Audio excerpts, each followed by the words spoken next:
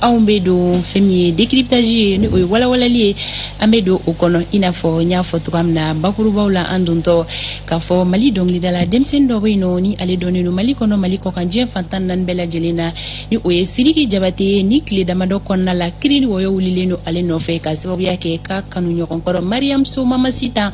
kaye nyangata do tako o segere ay wani ko inzere ni jey jumedi isa ka wasiribe ale bna detail di awma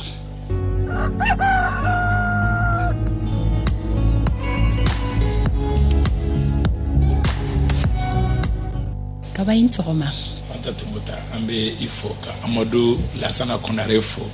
mo buga Sénégal bina kana ira to konda o ambe kla ambe to kumala sigila ambe to ko sege bibe ka fo bibe wala mani jara suba ambe ta jifani problème dala obi ambe ta kuma da Mamadou Igor jara o singor ale ga jala tige o ta ko la bashi kaba amedo anga baro kono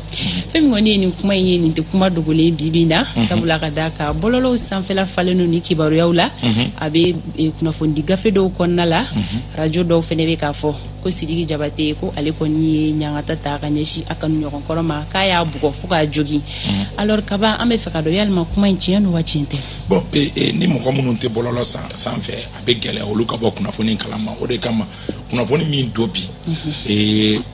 maoma akileno ka dugula bo kosobe mali doronte franfina foka se to abulama akileno ka dugula bo to o media belebele bado rebe ina fo journal Le Monde olu be sebeni kaka c'est vrai que ni ko indam na kabi septembre kalo kritan ani saba nege kanye ta ani woro wakati bololo kan kuna fun charsiran do be no ave fama ko MJD mali jolde oui olu de ye photo do bla we muso do photo bla e ba ye ka fa abe ba fa muso dalendo glando kan dani yalla je a seigneur fond de bebo fini kunguru ni bala nga bugol do talendo ka segere bugol mi ba do ko fo ko mo mi abugo vraiment ama ademsen bugo parce que a fare fan be chilendo jella o video e photo bla la les 13 nga amafo folon mo mi ye bugotigi bugo ni tukara tanto wala amafo bugotigi ye join o video o photo mi bla la 652 commentaires de kero photo inka internet fait mamunu be bololo sanfe ni mo kom ta don ni bololo sanfe ni fin do blala i hakina emi e be se ka di aka abu mo commentaire o commentaire de tarafo commentaire ki ma woro ani de madonna olu be ayira ka fo ko mo mana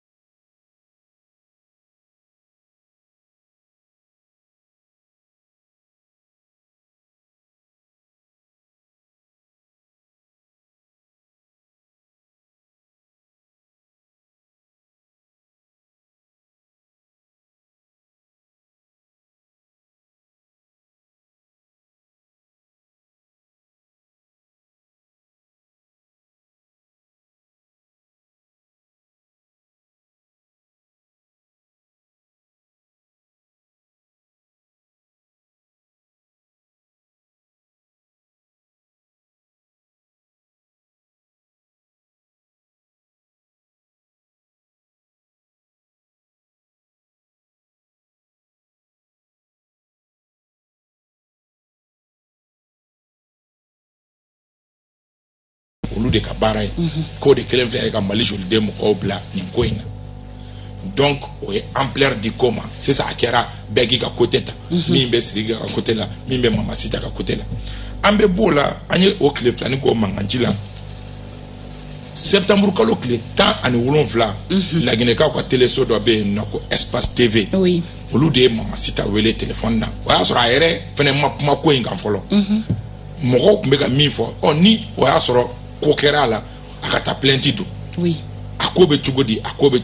donc espace tv mɔgɔ olu ka jɛmukan dɔ bɛ yen ko les grandes gueules ni espace tv ɲɛmaaba yɛrɛ Gandesi ale yɛrɛ b'o présenter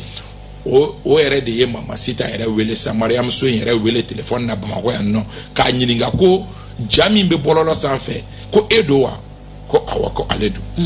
ko a kɛra wagati jumɛn o yɔrɔ de la Mamasita yɛrɛ Mariamuso yɛrɛ b'a fɔ ko nin kɛra kabi san 2019 kɔsanna ko tɛ k'a kɛra salon u b'a ɲininka ko mais ko cogo di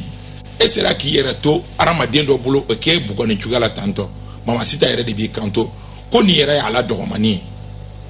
ko kuma dɔw la k'ale tun bɛ se ka kalo 1 kalo 2 kɛ Sidiki bolo a tɛ bɔ a tɛ foyi ko a k'a kɛlen don k'a ka maa dɔ bɛ yen nɔ a ka gorobara fangabatigi dɔ bɛ yen nɔ ko matoro k'a b'o o bila o b'ale kɔlɔsi ale tɛ a bɛ se ka kalo 1 kɛ hali a tɛ kɛnɛmala ye a ɲɛ la a fɔ ma ko séquestration ko wa k'o kɔfɛ ko Sidiki ye ale bila ka kɔnɔ min tiɲɛ k'a bɛ 15 bɔ ko wa ko a dɔw yɛrɛ bɛ yen nɔ ko ale ka o kɔnɔ dɔw yɛrɛ kun sera fo kalo 6 kalo 7 ɲɔgɔnna ma ko Sidiki ye o kɔnɔw jagoya tiɲɛ Mamasita yɛrɛ de da bɛ o kuma fɔ espace tv mɔgɔ ye donc déjà que média sérieux parce que ko ye d'abord a bɔra bogotigi ye laginɛka ye nka a bɛ Sidiki de ka lahɔrɔmaya kɔnɔ yan ka sɔrɔ kɛ k'a bɔra Laginɛ ka na mamuso dɔ de fɛ yan nka o mamuso seba tɛ o ye donc a bɛɛ i b'a fɔ a ji a safinɛ a dumuni a fɛn bɛɛ ye Sidiki de a b'i kanto ko Sidiki yɛrɛ wagati o ko Sidiki tun bɛ ale marifa don ale da kɔnɔ k'a b'a ci ale la donc o min bɛ fɔ donc laginɛkaw hakili la Laginɛ ambassadeur a n'a ɲɔgɔnnaw olu fana bɛ dossier ta a mɛn k'a denni yɛrɛ inciter k'a ka taa plainte don donc denni bɛ taa plainte don ntɛnɛn tɛmɛnen beji mɔgɔw olu taara ka taa Sidiki Jabate minɛ normalement bi alamisa donya de la Sidiki Jabate k'an ka yira kiiri tigilamɔgɔ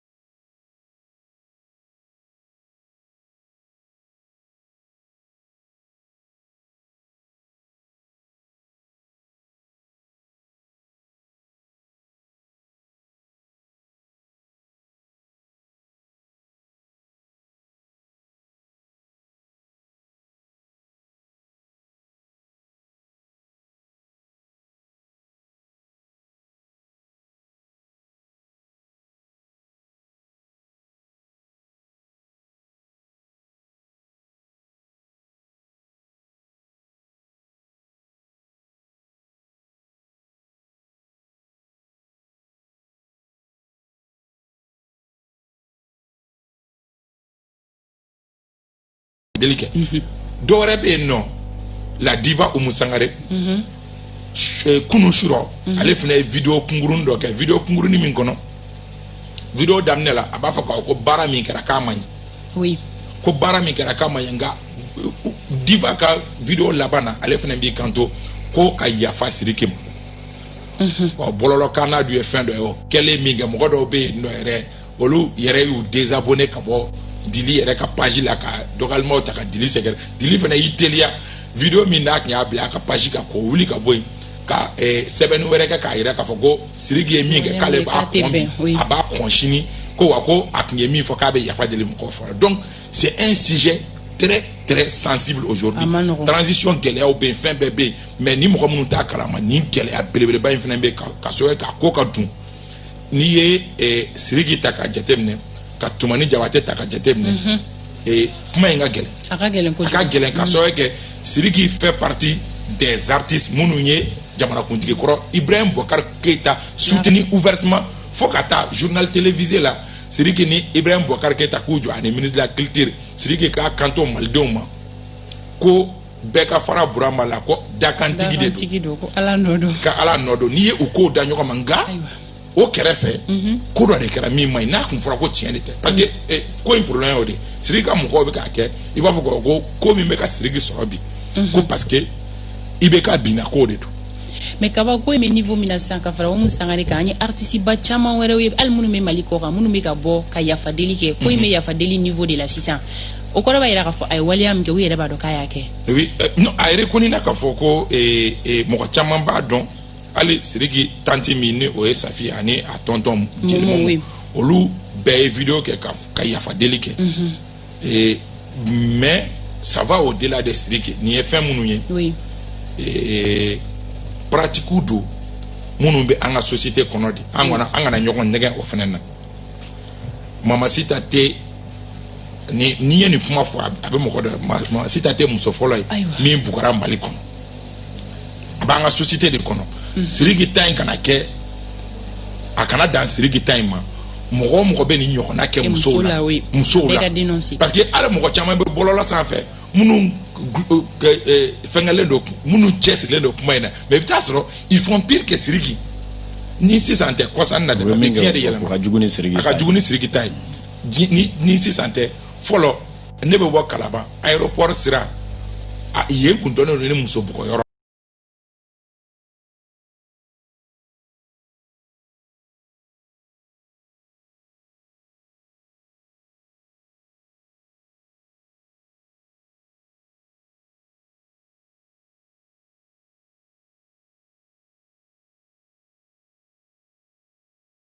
Fɛn na ka sɔrɔ ka a baarakɛ ɲɔgɔn dɔw bɛ a tun bɛ dɔnkilidalaw ka ɲɔgɔn dan dɔ la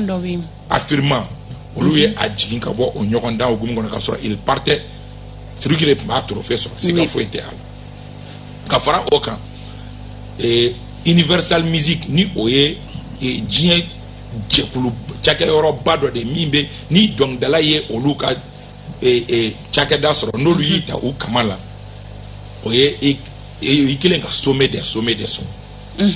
donc il y a ko la olu de b'i programme concert la olu de b'i ka musique bila internet ni streaming sanfɛ olu de bɛ fɛn bɛɛ kɛ i b'i ka wari sɔrɔ u b'i fara concert kan olu ka bolofara min bɛ farafinna o ye communiqué bɔ kunun k'a fɔ ko baarakɛ ɲɔgɔn tɛ u ni Sidiki Jabate ni ɲɔgɔn cɛ bilen Tumani Jabate denkɛ Sidiki kɔrɔba mɔden. Amadou ɲininkali ye mun ye kaba sɛmɛntiyara k'a fɔ muso yɛrɛ ko in kɛra 2019 mun de nana kɛ min nana o 2019 photo bɔ an kɔrɔ kunna sini o kɔfɛ k'a kɛ comme si bugɔli ne kɛra nin cogoya ko in kɔnɔ o de ye ko in gɛlɛya ye o yɔrɔ manipulation bɛ ko in jukɔrɔ et puis Mali joliden MJD mɔgɔw kɛwale people mɔgɔw ye o de fɔ. mais kaba 2019 Mali jolidenw ye nin kuma fɔ u ye nin kuma kelen fɔ u y'a publication kɛ mais a ma ampleur de ta ampleur sɔrɔ parce que wagati problème ye min ye o fana yɔrɔ bɛ yen nɔ Sidiki ninnu tun bɛ fanga giron kɔnɔ oui o yɔrɔ fana bɛ yen nɔ donc il me semble que MJD sutura berefini wulila ka bɔ ka sisan MJD mɔgɔw y'u profiter parce que fanga kɔrɔ binna u b'a dɔn k'a fɔ ko Sidiki ni fanga kɔrɔ tun ka surun u y'u profiter k'u sigi ka makɔnɔli kɛ comme ala nana ni kow ye bi mɔgɔ minnu tun bɛ Sidiki protéger i n'a fɔ sécurité d'état directeur ka fara Karim n'a ka jama kan olu minnu bɛ Sidiki ninnu profiter donc 2019 olu y'a fɔ a ko étouffé a kɛra i b'a fɔ ko ma kɛ hali bɔlɔlɔ sanfɛ olu tun bɛ se ka blocage kɛ photo o kɛra donc olu fana y'u jɔ ko yɛlɛmalen u fana ye dossier labɔ dossier ampleur sɔrɔ ko sinon a kɛra i ko in yɛrɛ bɔgɔli in kɛra joakun in yɛrɛ kɔnɔ n'i ye ko in taga cogo lajɛ 2019 fin de don wa kelen fɛn yɛrɛ bɛ cogo min a bɛ i b'a fɔ ko in kɛra kabi 2019 mars ni juin ni ɲɔgɔn cɛ nka o 2019 ni sisan cɛ muso tun tɛ Sidiki bolo ye hali bi wa ayi muso tun tɛ Sidiki bolo ko banna o wagati ko bannen bɛ sɔrɔ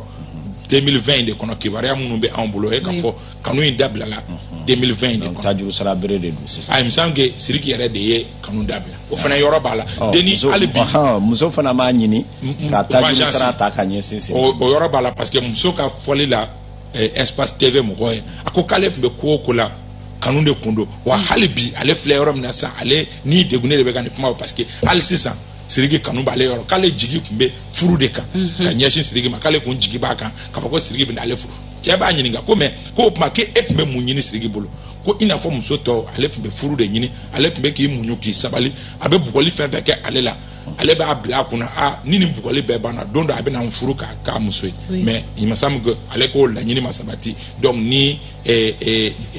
terimaw kɛlɛla gundow bɛ bɔrɔtɔ an b'o de kɛnɛ kaba an bɛ se ka min fɔ musow ka suturaw ka kɔkɔrɔ don nka cɛw k'u kɔlɔsi musow la a banna i ka kuma in ayi kɔlɔsi yɛrɛ dɔrɔn tɛ ne bɛ sinsin min kan an tɛ 99 la bilen an tɛ 98 la bilen ou mɔgɔw tun bɛ mɔgɔw bugɔ foyi tɛ bɔ a la bi bɛɛ y'i ka sariya dɔn bɛɛ y'i ka jo dɔn hali an ka togodaw la n'i m'i farati muso bugɔli nasuguya dɔw ma n'a ko sera kiri bina kun kan i tɛ ko o ko dɔw bɛ se ka bɔ a la. Tabarikala. a ma nɔgɔn sinon ayiwa Amadu muso tɛ bugɔ fɛn ye muso ye fɛn ye min bɛ nɛgɛ kaba kumakuncɛ kuma min b'a to ni waleya in ɲɔgɔnna kana kɛ tuguni an ka Mali kɔnɔ. Bon a ɲɔgɔnna kana kɛ tuguni Mali kɔnɔ ni i ko k'i b'a fɔ a bɛ fɔ ka Sidiki ta in ta k'o kɛ exemple ye o dun kɛra ka ban parce que hali n'i ma foyi wɛrɛ k'a la psychologiquement a ye min perdu ne tun bɛ concert kɛyɔrɔ la 21 su Sidiki Jabate tɔgɔ tɛ se ka fɔ concert kɛnɛ kan a ka morceau tɛ se ka jouer k'a sɔrɔ ni mɔgɔ min bɛ taa concert kɛyɔrɔ la i b'a ye k'a fɔ concertw tɛ se ka kɛ fiyewu n'i ma Sidiki ka morceau dɔ balancer mɔgɔw ka content mais concert kɛyɔrɔ la Sidiki Jabate ka morceau tɛ se ka k'a la a tɔgɔ tɛ se ka fɔ ni mɔgɔw ma k'o ci la a gɛlɛyara o don ko hali a terikɛ Keji nana k'a bɛ kuma ko in kan a ye Sidiki tɔgɔ fɔ mɔgɔw ye o ci a la a ko ma nɔgɔn ala y'a da o ma fɔlɔ a ye degun sɔrɔ ko la donc cɛ tɔw bi diɲɛ bɛ lahalaya min kɔnɔ violence bannilen de don cɛ fara muso kan ni kiri tun ye o de parce que diɲɛ sera hakɛ min ma ka ɲɔgɔn violenter a degun ka bon a degun ka bon ayiwa an ka lajɛ an ka bɛn sigi la sabula fɛn min ye musolakaw ye anw bɔra cɛw de la donc an bɛɛ lajɛlen de ye kelen ye ko cɛw k'a jateminɛ u kana violence kɛ an na sabula an tagalan de ɲɔgɔn ye si tɛ se ka taa ka si to an ka hinɛ ɲɔgɔn na an fanga ka bon ni musow ye voilà donc an k'an janto la a ye hinɛ musow la sɔgɔmada la jɛmukan an b'a datugu yan yɔrɔ la wagati ale sera ka ban k'i fo ka foli di dɔ ye n wele Adama Nantumɛ ye n wele ko cɛkɔrɔba dɔ bɛ k'a bɛ dɔgɔtɔrɔso la ko n'an ka jɛmukan heure sera k'a bɛ mankan ci ko f'a ka télé sɔrɔ walima ka radio sɔrɔ k'an ka jɛmukan lamɛn a bɛ Seware an bɛ Adama yɛrɛ fo ka cɛkɔrɔba in fo ko Ala ka lafiya di a ko n'a ma an ka jɛmukan lamɛn k'a tɛ content an bɛ a fo ka Fuseni Tarawele fo Berthe Santer la an limana fɛn fɛn bɛ yen nɔ n'u ye jɛmukan in kanu Awoyi Sise Kita ani n ka musokɔrɔba Worokiya Tarawele ani Amadu Ɲang n bɛ u bɛɛ lajɛlen fo Tani Ara ani tonton Martin olu fana b'an ka jɛmukan lamɛn an b'u bɛɛ fo. an b'u bɛɛ lajɛlen fo Amadu an bɛ taa Kayi gouverneur an ka foli b'a ye ka se Asaba Kamara ale bɛ Kayi an ka foli bɛ yen ka bɛɛ ye an ka jɛmukan foyi tɛ tɛmɛ o kan Fanta Tumu ta ka Kati kankɔnɔmaw fara o kan bi ko CNSP man k'u ni sɔgɔma an b'i yɛrɛ fo i ka timinadiya la fɛn min ye Yakuba Jabate an yɛrɛ baarakɛɲɔgɔn don a ko k'a tun bɛ k'an lajɛ an b'a fo nin wagati n'a ka denbaya bɛɛ lajɛlen fo Amadu Jara ka cɛkɔrɔba yan fo Kucala Isa Jara an bɛ a fo Kucala i b'ale de fɔ ne tɔgɔ man don i b'ale de fɔ Isa Jara an b'a bɛɛ lajɛlen fo yan fo Kucala kanubagaw an bɛ k'an bɛɛ bolo da ɲɔgɔn ye sini sɔgɔma 7h15 ni Ala ma basi foyi kana an bɛ ɲɔgɔn sɔrɔ